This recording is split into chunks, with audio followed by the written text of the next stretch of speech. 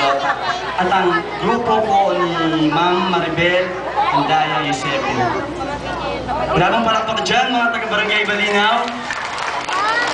Thank you!